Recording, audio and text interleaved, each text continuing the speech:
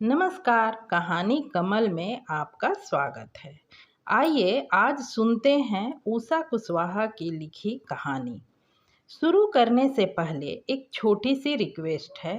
किसी भी कहानी की आत्मा या फिर सार कह लीजिए, कहानी के अंतिम भाग में ही होता है। तो कहानी को पूरा समझकर आनंद लेने के लिए कहानी को अंत तक अवश्य सुनें। पसंद आए तो लाइक करें, कमेंट करके बताएं कहानी आपको कैसी लगी और चैनल को सब्सक्राइब करना बिल्कुल ना भूलें। तो आइए शुरू करते हैं आज की कहानी, जिसका शीर्षक है रिश्ते कागज के।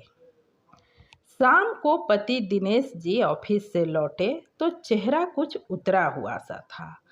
कारण जानना चाहती थी, फिर सोचा तुरंत पूछना ठीक न होगा, फ्रेश हो लेने देती हूँ। चाय बनाने के ख्याल से रसोई की ओर बढ़ गई।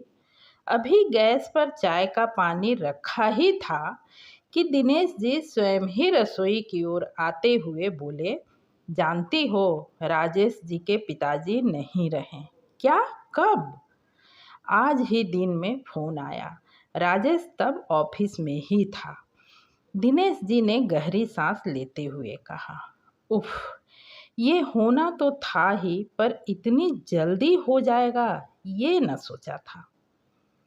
राजेश जी और मेरे पति दिनेश जी एक ही कंपनी में कार्यरत हैं, अतः कंपनी के ओर से क्वार्टर भी आसपास ही मिला हुआ है। राजेश जी बिहार के रहने वाले हैं। उनके परिवार में एक छोटा भाई है जो गांव में रहता है।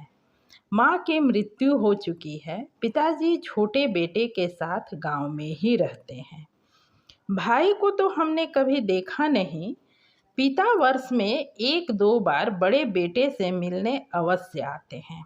जब भी आते मौसम के अनुसार फल अनाज वगैरह काफ़ी कुछ लेकर आते, जिसे राजेश जी की पत्नी सीमा बड़े ही गर्व से पास पड़ोस में बांटती।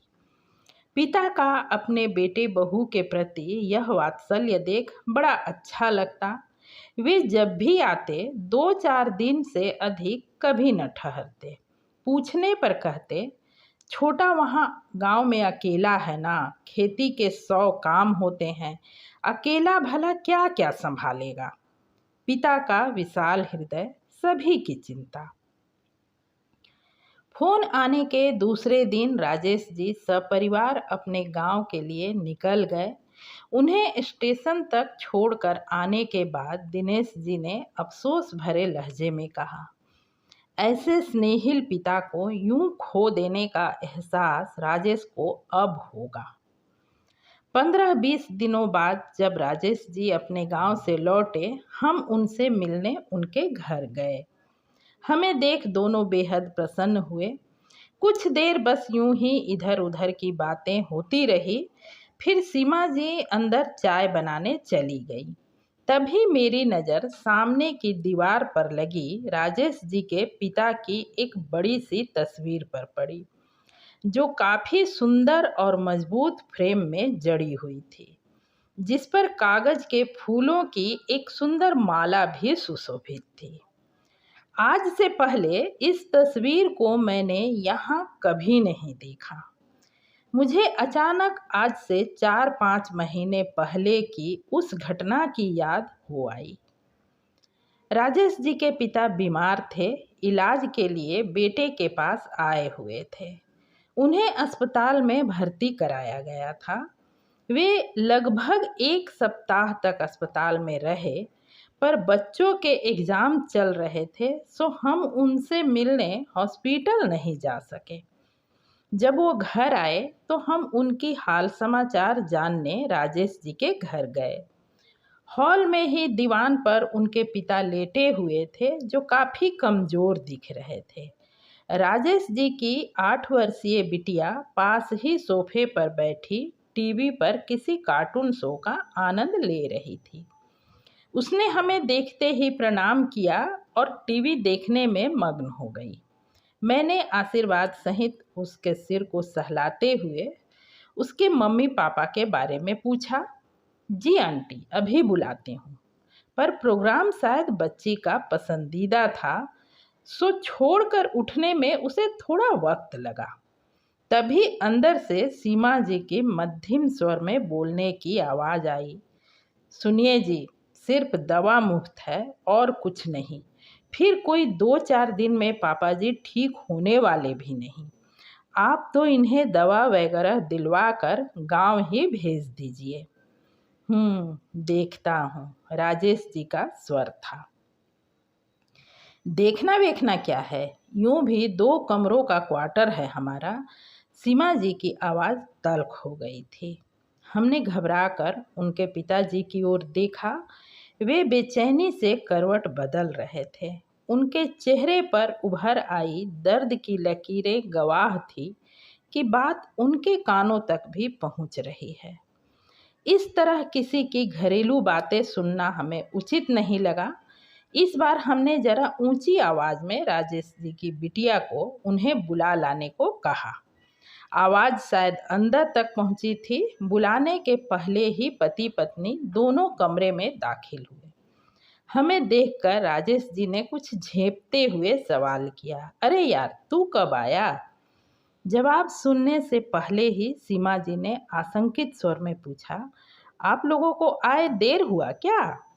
हमें आवाज़ देनी चाहिए थी। उनकी परेशानी को समझते हुए हमने जरा सा झूठ का सहारा लिया, नहीं नहीं, हम तो बस आ ही रहे हैं। बात का असर हुआ। उनके चेहरे का तनाव खत्म हो गया। आज इस तस्वीर को यहाँ देख मन में सहज ही एक सवाल उठ रहा था। जिस पिता को उनके जीवन काल में इस घर के एक कोने में स्थान न मिल सका, मृत्यु के बाद उनकी तस्वीर उसी घर के बैठक की शोभा बढ़ा रही है। इससे पहले कि मैं कुछ और सोच पाती, सीमा जी चाय लेकर आ गई। चाय के दौरान ही दिनेश जी ने पूछा, यार, चाचा जी को हुआ क्या था? राजेश जी कुछ देर तो खामोश रहे, पत्नी की ओर बस देखते रहे। फिर संकोच भरे स्वर में बोले, पापा को टीबी हो गया था। यहाँ आए तो थे इलाज के लिए।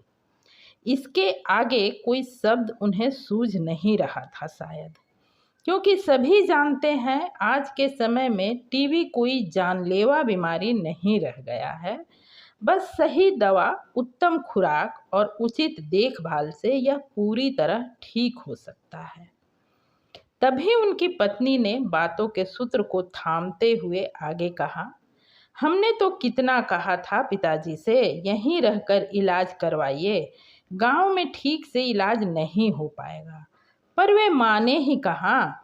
गांव के रहने वाले ठहरे, यहाँ उनका जी नहीं लगता था। हमने बस धीरे से सिर हिला दिया, और भला कहते भी क्या। हम जितनी देर वहाँ रहे, बातचीत के क्रम में पिता की मृत्यु पर होने वाले क्रियाकर्म के दौरान हुए खर्च और परेशानी का दुख ही अधिक झलकता रहा। पिता को असमय खो देने का दर्द किसी के चेहरे पर न था। कुछ देर बाद सीमा जी संध्या दीप जलाने अंदर चली गई।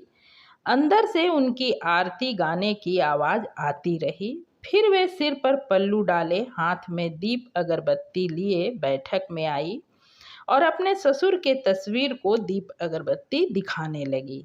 राजेश जी ने भी हाथ जोड़कर अपने पिता के तस्वीर को प्रणाम किया। दृश्य देखकर हम हतप्रभ थे। राजेश जी ने यदि अपने कर्तव्यों का ठीक ढंग से निर्वाह किया होता तो संभवतः उनके पिता आज जीवित होते, पर जिस देवता समान पिता की सेवा करना उन्हें कल गंवारा न हुआ, आज उनकी कागज की तस्वीर पर कागज के फूल चढ़ाकर जाने कौन सी पितृभक्ति निभा रहे हैं।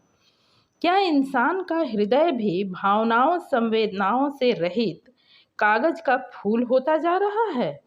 समाप्त। कहानी पसंद आई हो तो कमेंट करके बताएं और चैनल को सब्सक्राइब करना बिल्कुल ना भूलें। पूरी कहानी सुनने के लिए हार्दिक धन्यवाद।